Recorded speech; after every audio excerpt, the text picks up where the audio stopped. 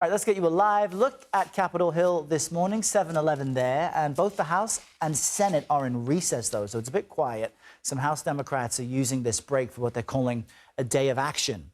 House Minority Leader Hakeem Jeffries said in a statement, this event is meant to, quote, aggressively push back against the diabolical Republican scheme to enact the largest Medicaid cuts in our nation's history, end quote. Meanwhile, Senate Minority Leader Chuck Schumer has faced criticism for his decision to break with the party and vote to advance a continuing resolution to fund the government, as we've been reporting. CBS News confirmed he has now postponed his book tour.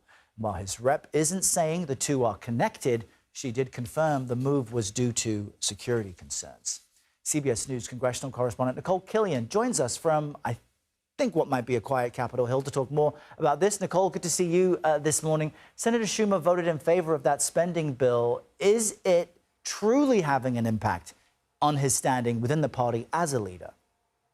Well, we have continued to see a number of congressional Democrats express frustration about that decision to support the continuing resolution. We do know that Leader Schumer and Leader Jeffries met over the weekend, and Leader Jeffries said on a podcast just yesterday that he felt that it was a good meeting, that they were able to talk about how House and Senate Democrats can work together going forward in terms of trying to combat the Trump agenda. So kind of an attempt to at least show a sense of unity, despite at the end of last week where we saw quite a bit of fracture between House and Senate Democrats in terms of the posture that they took with respect to the spending bill. Of course, Leader Jeffries being one who encouraged his members to oppose that continuing resolution, whereas we saw Leader Schumer and a few other Democrats break off to support that continuing resolution last week to keep the government funded. Last week, in his defense, however, though, Leader Schumer did argue that he felt that shutting down the government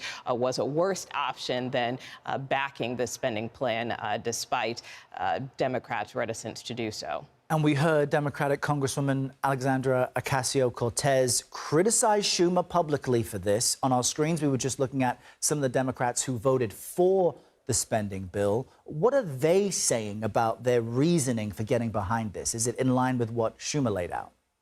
I mean, pretty much. Look, I mean, you know, every time we have these spending fights, right, we constantly hear from congressional leaders who say that they don't want to shut down the government. So keep in mind, obviously, they remain very frustrated and concerned about these DOGE cuts that we have seen to various federal agencies. So some of the concern was that if you shut down the government, then that's going to hurt, you know, federal workers even more, at insult to injury, by not only many of them have already been laid off, now you're going to furlough a large chunk of the federal workforce. So that didn't necessarily sit well with some members. And also there was concern they could lose the upper hand, if you will, that if the government were to shut down, you know, pretty much then you're kind of turning the keys back over to the White House, back over to the president, who can decide, you know, whether or not they're going to play ball with congressional Democrats and Congress as a whole in terms of, you know, how to reopen the government, whether or not they would recharacterize who's deemed essential, who's not. So